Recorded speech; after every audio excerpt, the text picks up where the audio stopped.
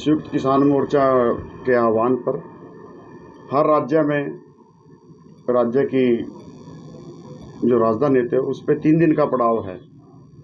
जो हमारा दिल्ली आंदोलन हुआ था, किसान आंदोलन, उसको उसकी याद में उसको जागृत रखने के लिए, क्योंकि आंदोलन खत्म नहीं हुआ, क्योंकि हमारी ये मांगे अभी तक पूरी नहीं हुई। तो 26, 27 और 28 नवंबर को 3 दिन का पड़ाव है। जैसे हरियाणा पंजाब का है हमारा, तो चंडीगढ़ राजधानी, चंडीगढ़ जाएंगे हम, पंचकुला सेक्टर 5 में रुकेंगे।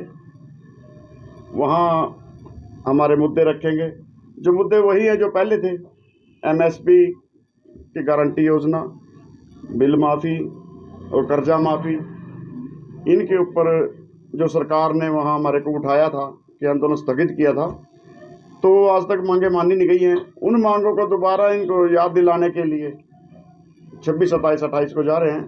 और वहीं जो हमारा अभी गुरु नानक जयंती आएगी, वो भी वहीं मनाएंगे, सेक्टर 5 में ही, चंडीगढ़। और एक इन्होंने जो लखीमपुर खीरी में नरसंहार होता हत्याकांड किया था, उनके दोषियों को आज तक सज़ा नहीं मिली है। उनके लिए भी मांग कर रहे हैं हम कि अजय मिश्रा टैनी को और उसके लड़के को छोड़ा गया है। जो हमारे किसान भाई थे उनके ऊपर केस बना के, एक पत्रकार भी अंदर करे हुआ, उन पे केस बना के उनका अंदर किया हुआ है। उनकी रिहाई के लिए, उन पे जो ये केस है वापस लेने के लिए और असली मुजरिम को अंदर करने के लिए, वो भी मांग है हमारी। तो किसान इसमें कहाँ से आएंगे? कोई आपके हरियाणा से, पंजाब से, कुछ हिमाचल से भी, और कहाँ से आना? भाई साहब, हर राज्य की हर राजधानी पे होगा ये, संयुक्त किसान मोर्चा के आह्वान पर है। जैसे हरियाणा वाले, हरियाणा और पंजाब की एक ही राजधानी चंडीगढ़, मोहाली अपने ये होंगे पंजाब वाले, और पंचकुला में अपने हरियाणा वाले होंगे। पूरे हरियाणा से आएंगे, सभी संगठनों वाले आएंगे। हिमाचल वाले वैसे जो है शिमला करेंगे जी, जैसे यूपी वाले लखनऊ करेंगे। हर राज्य की राजधानी पे ही ये होगा, 3 दिन का चलेगा। 26 को हम 12 बजे पहुंच जाएंगे वहाँ, और अपने ट्रैक्टर ट्रालियों के साथ जाएंगे। वहीं रहना, वहीं खाना पीना सब वहीं होगा हमारा।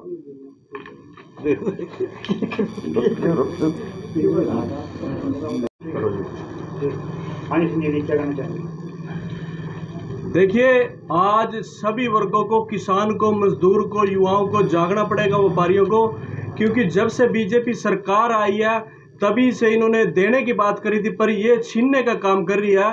और जब से बीजेपी सरकार है, हमारा किसान सड़कों पर है अपने हकों के लिए, मजदूरों के लिए। तो 26, 27, 28 तारीख को जो चंडीगढ़ का घेराव होगा, उसमें पंचकुला में 5 सेक्टर में हमारे किसान इकट्ठे होंगे, और उसके अंदर सभी ट्रेड यूनियन, कर्मचारी वर्ग, आशा वर्कर और बेरोजगार युवा, उसके अंदर जिन सरपंचों पे लाठियां चली थी वो भी उसमें शामिल होंगे। और आज हरियाणा प्रदेश के अंदर, पूरे देश के अंदर सभी वर्ग आज जागरूक हो चुके हैं अपने हकों की लड़ाई के लिए। वहां पर ज्यादा से ज्यादा संख्या में अपनी मांगों के लिए, अपने हकों के लिए पंचकुला में इकट्ठे होंगे। एक और बताना चाहता हूं कि कुरुक्षेत्र के अंदर ये देखो, आज अखबार के अंदर लगी हुई है कि पुलिस महकमे के अंदर 14 स्पेशल ऑफिसर लगाए जाएंगे, जिसके अंदर जो रिटायर फौज से हुए हैं उनको मान्यता दी गई है। जो हमारे बेरोजगार युवा है, पढ़ के जो आत्महत्या कर रहे हैं, उनको रोजगार नहीं मिलता। ये सरकार, हम पहले से कह रहे थे कि युवाओं का रोजगार छीन रही है, तो यहाँ भी जो हक युवाओं को मिलना चाहिए था वो उनका हक छीनने जा रहा है। ये कुरुक्षेत्र के अंदर 14 सीटें, और आप देखिए पूरे हरियाणा प्रदेश के अंदर इसी तरह से कितनी सीटें होंगी। ये डीसी रेट पे केवल युवाओं को सड़कों पर लाने का काम कर रहे हैं। हम पंचकुला के अंदर, जिसमें बेरोजगार युवा भी ज्यादा से ज्यादा संख्या में भाग लेगा, और इसके में भी हम, जहां ये बढ़ती होगी वहां भी हम इसका विरोध करेंगे, क्योंकि ये हक युवाओं का है जो दिन रात मेहनत करके पढ़ाई कर रहे हैं, और उन माँ बापों का सपना है कि हमारे बच्चों को रोजगार मिले।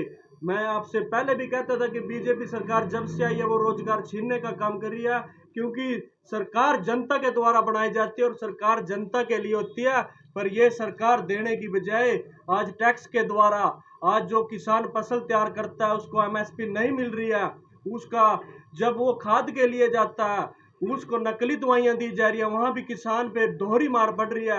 और जब वो मेहनत करके खून पसीने से अपनी फसल को मंडी में लेके आता है तो वो फसल बेचने के लिए नहीं मंडी के अंदर गिर के चला जाता है, उसकी वहाँ भी बेकदरी होती है।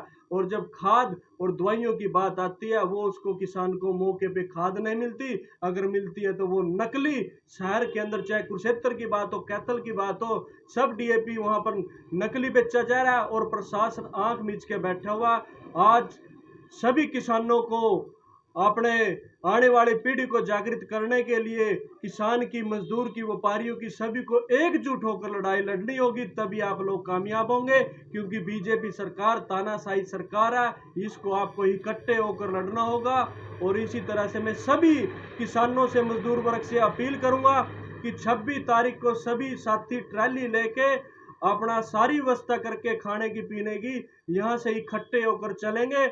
और ज़्यादा से ज़्यादा संख्या में कोई भी साथी 26 तारीख को वहाँ से, ये नहीं है कि हाजिरी लगा के वापस आ गया, सभी को 3 दिन वहीं पर ठहरना है। और चाहे सरकार हम पे लाठियां चलाए, सरकार अगर हमें कहीं भी रोकने की कोशिश करेंगे तो किसानों का आंदोलन वहीं जीट रोड पे, चाहे पीपली हो चाहे शाहबाद है, वहीं से हमारा आंदोलन शुरू हो जाएगा।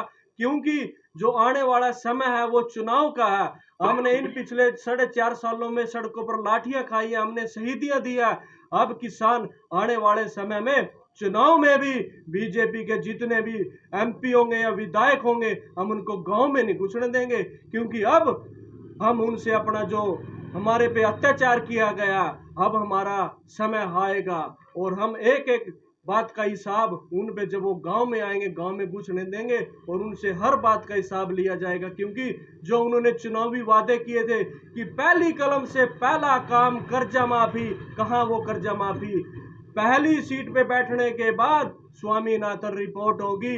हम जब दिल्ली में आंदोलन चला हुआ था, वहां पर जब देश के प्रधानमंत्री ने कहा कि मैंने 3 काले कानून वापस ले लिए और मैंने एक कमेटी भी बनाऊंगा जिसमें स्वामीनाथन रिपोर्ट लागू होगी, आज तक वो रिपोर्ट, ना वो कमेटी का पता, ना उस टीम का पता, कोई भी स्वामीनाथन रिपोर्ट लागू नहीं हुई। और हमारे जो लखीमपुर में हमारे किसान शहीद हुए थे, उनको भी आज तक न्याय नहीं मिला। और अब सारा का सारा हिसाब संयुक्त किसान मोर्चे के आह्वान पर इकट्ठे होकर अब हमारा समय आएगा और बीजेपी के साथ इकट्ठे होकर लड़ाई लड़ेंगे और आने वाले समय में इसको देश से भगाने का काम करेंगे। जय जवान जय किसान।